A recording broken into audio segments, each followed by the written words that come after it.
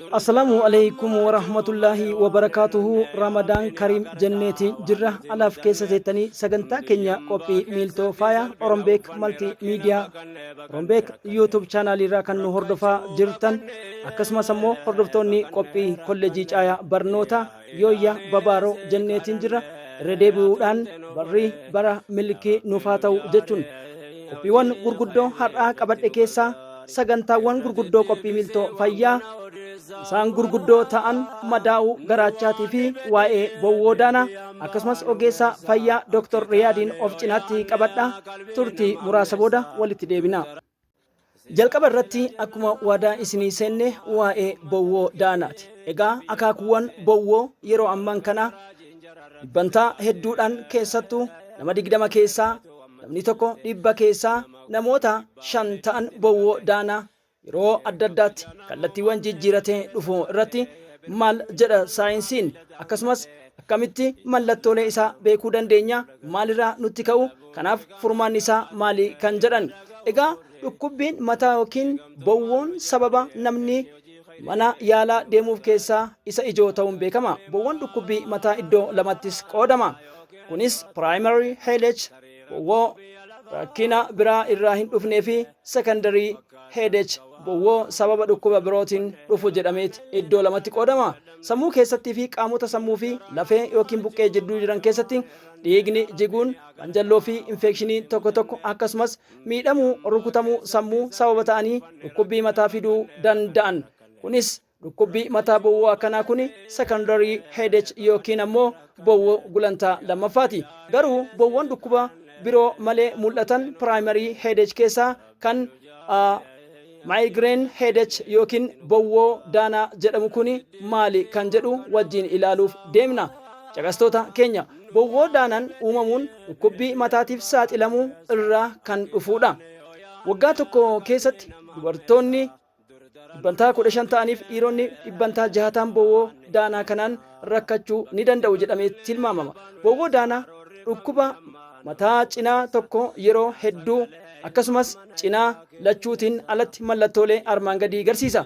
Fakkeenyaaf nama lollooceessuu akkasumas ija yookiin ifa nama jibbisiisuu, nama huqqisiisuu, sagalee garaagaraa fi waca nama jibbisiisuu, lafti nama maruu, gurri namatti iyyuu akkasumas sochii wajjin bowwoon namatti jabaattuu, ijji namatti diimessuu yookiin dukkanaa'uu fi waan akka qaanqee fakkaatan fuula irratti nama faca'uu fi yeroo xiqqaa muraasaaf of wallaaluu kan fakkaatan. Qaamni namaa hargufamuun akka gaggabdoo nama gochuun fa'atu jiruu danda'a. Isaan dhibbantaa 25 ta'an irratti dhukkuba mataa dura mallattooleen tokko tokko egaa argaa fi xiyyeeffannoo ijaa irratti akkasumas sochii qaamaa to'annoon ala ta'e tokko tokkoo fi dubbii haasaa irratti jijjiiramni mul'achuu danda'u.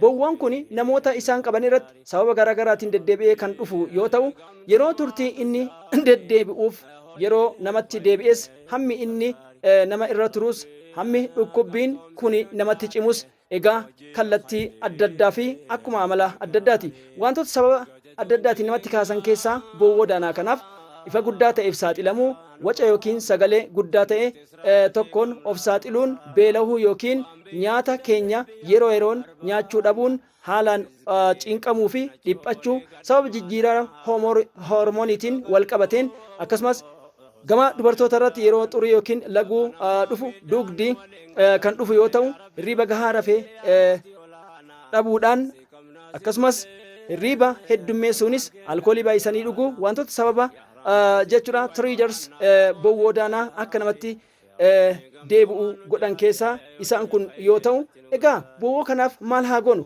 Dhukkubbii mataa bowwoo keenya bowwoo daanaati jennee ta'uu keenya dura dooktora yookiin ogeessa fayyaa ilaalamuun adda baafachuun barbaachisaadha. Bowwoon daanaa kan nama wajjin jiraatu ta'uu isaatiif jijjiirama amala barbaachisoo ta'an tokko tokko gochuun bowwoon kun akka nutti hin deddeebine gochuus dandeenyu ta'a. Egaa kana gochuuf wantoonni akka triggers isa nutti kaasuu danda'an kanneen armaan olitti isiniif eerre adda baafachuun saaxilamummaa wantoota kanaaf qabnu hir'isuudha. Sochii qaamaa gochuu, fuduraa fi muduraa nyaachuu, hirriba gahaa argachuu, akkasumas ammoo haguma danda'ameen cinqamuuf dhiphachuu irraa bilisa ta'uu, alkoolii fi buna baay'isnee dhuguu dhabuu, yoo jijjiirama amala keenyaatti fooyya'uu dide qorichoonni garaagaraa sadarkaa dhukkuba kanaatiin kennaman waan jiraniif mana yaalaa deemuun murteessa. Loojikiin saayinsii akka jedhutti egaa baqqaanonni yeroo wal jijjiirraa qilleensaa akkasumas ammoo haalonni tempereecharoota jireenya qilleensa fakkeenyaaf namni jijjiirachuun akkasumas ammoo amaleeffannaa maatii keessa jiraachuun primary headache, secondary headache addaan baafachuudhaaf ogummaan ammayyaawaa baay'ee barbaachisaa. Namoonni alkoolii dhuganii akkasumas ammoo haalattoo isaaniitiin araada itti ta'e yeroo baay'ee bowwoo daanaatiif saaxilamu. Egaa alkooliiwwan qofa osoo hin taane bunni fakkeenyaaf keemikaala kaaffeenii waan of keessaa qabuuf yoo baay'inaan kan dhugamu taate innis kanaaf akka nama saaxiluu danda'uu fi irra caalaatti ammoo dhibeen bowwoo daanaa kun namumatu ofii barbaadata jechuudha. Sagantaa keenyatti osoo hin seeniin dura mee Dr. Riyaad waa'ee dhibee garaachaa irraa maal jedhu kallattiiban gama isaanitti kan isin deebistaa hanga xumura sagantaa keenyatti waa hedduu akka baratan abdii qaba jechuu. Even mana yaalaa dhufee maal dhibee garaachaa qabaa siin jedha. Already diagnoos godhee dhibee isaa beekee jechuudha. Already yoo haakimni itti meeshaa ta'uu danda'a. Garuu mallattooleen dhibee garaachaa jennee amaree fudubbannee gubuun kun huqqisuun onnaa gochuun kun dhibeewwan garaachaa qofaaf miti specific kan jiran dhibeewwan garaa keessaa dhibee tiruuda ta'uu danda'a. Itti aansuunis madda dhibee garaachaa mallattoowwanii fi ka'umsa keessatti hubaatiiwwan hawaasarraan inni qaqqabsiisu maal akka ta'ee fi keessattuu namoonni yeroo baay'ee har'a bor fayya jechuudhaan rakkoowwan gastrol peen kata'an kana keessatti maal akka isaan mudatu sirritti tokko tokkoon hordofsiisuu ilaalchisee deebiiwwan isaan kennan hanga xumuratti akka nu faana buutan abdii qaba. Mee gama deebiiwwan isaanii. Mukoosaan kun ka gubbarra aanu kana garaacha gubbarra jiru kana. Wannummaan dhibeen garaachaa jedhamu kun mukoosaan kun qaamni uwwisa garaacha gubbarra jiru kun yoo miidhamu yookaan qonca'uu yookaan waan biraa ta'uu madaa'uu uramuu ta'uu danda'a. Kanaaf wanni isa waan kana miidhuu danda'u dhibee garaachaa saaxila. Wantoonni kunniin asidiin kan miidhu yoo wanni kun mukoosaan kun miidhame.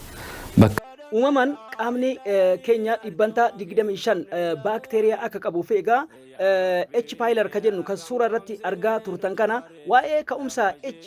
pylori jechuudha qophii keenya miiltoo fayyaa show irratti akkuma isin agarsiifne qophiin fayyaa yeroo hundayyuu kan isin dhiyaatu ogeeyyiidhaan wabeeffateeti.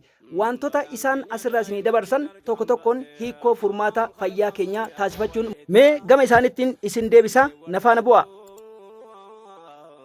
The most common one kan jennu yeroo baay'ee namoonni kanaan hubamu percentii hedduu Helicobacter kan jennu H. pylori kan jennuun H. pyloriin kun kan dhufu unclearidha wannaan isaa garuu percentii 90 ol kan namni saayintistoonni irratti amanan fecal oral transmission yookaan immoo qulqullina dhabuudhaan bishaan dhugnurraa harkaa waa qabannee covid kan harkaa waa qabannee waan sanirraa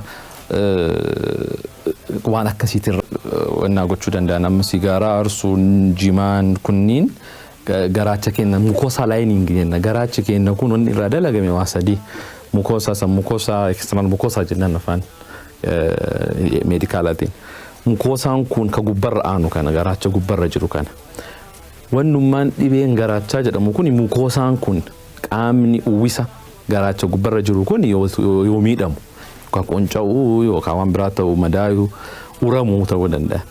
Kanaaf wanni isa waan kana miidhuu danda'u dhibee garaachaa saaxila. Wantoonni kunniin asidiin kan miidhu yoo wanni kun mukoosaan kun miidhame.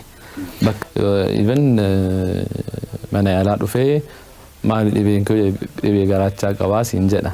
Already diagnoos godhee dhibee isaa beekee jechuudha. Already yoo haakimni itti meeshaa ta'uu danda'a.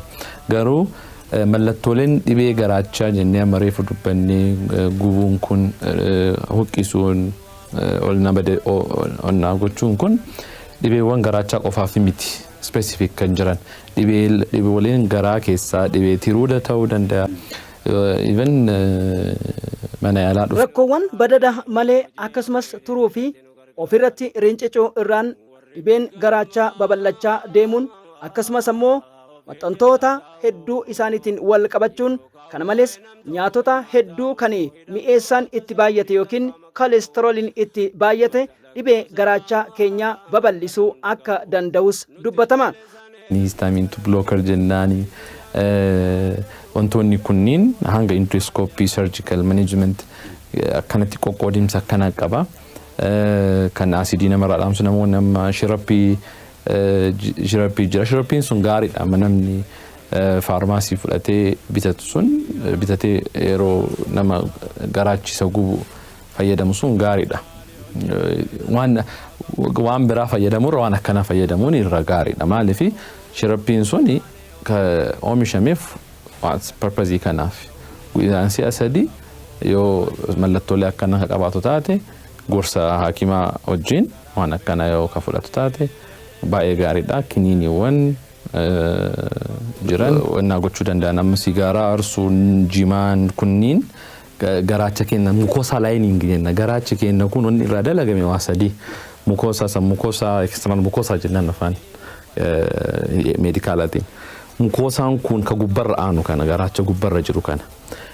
Wannummaan dhibeen garaachaa jedhamu kun mukoosaan kun qaamni uwwisa garaacha gubbarra jiru kun yoo miidhamu ka qonca'uu yookaan waan biraa ta'uu mala. Egaa Dr. Riyaad Speeshaalistiin dhibee garaachaa waa hedduu kaasaniiti jiran caqastoota sagantaa keenya qophii miiltoo fayyaa kolleejjii caayaa barnoota YouTube chaanaalii keenya subscribe gochuu hin dagatina.